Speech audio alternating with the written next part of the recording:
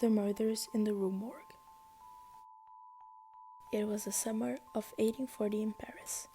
The narrator and a man named Auguste Dupin met trying to reach for the same book at an old bookstore. They started talking, and then they became friends. The narrator asked Dupin to live with him at his house, and he accepted.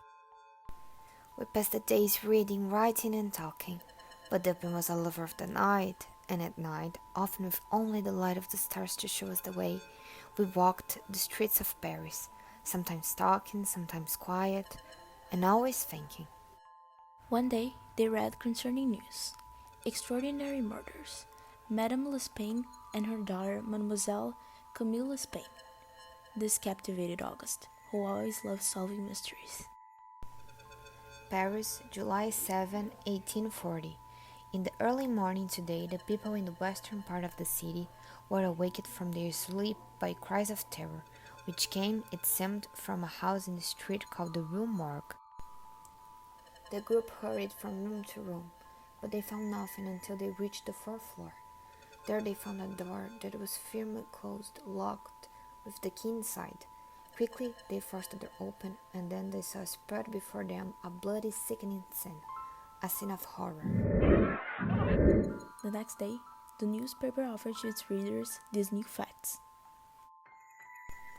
The police have talked with many people about the terrible killings in the old house in the Rue Morgue, but nothing has been learned to answer the question of who the killers were. There were a lot of witnesses, but none of them understood the voice of the man who killed Madame L'Espagne and her daughter, Mademoiselle Camille L'Espagne. Dupin was very excited to find out what happened. No, I think you're wrong. A mystery it is, yes, but there must be an answer. Let us go to the house and see what we can see. There must be an answer. There must be. As Dupin was friends with the police, he was able to come into the house and check it by himself. They went to the house. The police had left the room as they had found it. Dupin was trying to understand. How shall we explain the horrible force, the unusual strength used in these murders, and whose were the voices that were heard? There was no way for anyone to escape. Who killed the ladies? Dupin started creating theories. He discovered that the killer entered and escaped through one of the windows, but he was trying to find out how could that be possible. When you and I first came to the house in the Rue Morgue, we walked around the house. At the time, I noted a long, thin metal pole which went from the top of the building to the ground, a lightning rod. Here, I thought, is a way for someone to go up or down the wall, and then to go in or out the window. He would have to be very strong, although certain animals could easily go up the pole. Not every man could do it. So Dupin pointed the facts. 1. Strength more than human. 2. Wildness less than human. 3. A murder without reason. 4. Horror beyond human understanding. 5. A voice which made no sound that men could understand. 6. Near the dead body there was some strange hair. 7. The marks on the victim's neck were from a large hand. 8. The killer left all the money, concluding that this wasn't the motivation for the crime. So after all these evidences, Dupin concluded that the girls were killed by an orangutan. But the witnesses heard two voices coming from the room, and they found out one of them were from the Frenchman, who was desperate because the orangutan escaped from his house. They deducted that the owner had to be a sailor because only one would be able to get such a rare animal and be strong enough to climb up the pole on the side of the house. To find out the truth, they posted a note on the newspaper.